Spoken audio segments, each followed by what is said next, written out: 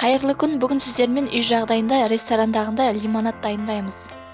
Бізге қажетті заттар лимон, лайм, мята, сарыағаш және сироп. Ең алдымен қоспаларымызды жақсылап жуып алып, арнайы бөліктерге бөлеміз. Ыдысымызға салып, лимонды да дәл солай бөліктерге бөліп, оны да ыдысқа салып аламыз. Мятаны жапырақтарынан бөліп саламыз. Келесі сиропты қосамыз, бағасы қолжетімді әрі ұзаққа шыдайды. Бұл сироптың түрлері өте көп, менде малинадан жасалған сироп. Лимон шырынын қосамыз.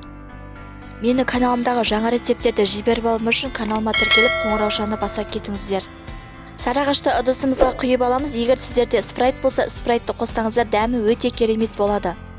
Қоспаларымызды жақсылап араластырып аламыз. Мұз қосып салқын күйінде қонақтарыңызға ұсынсаңыздар болады. Сіздерге де жасап көруге кеңес беремін. Жасалу өте оңай.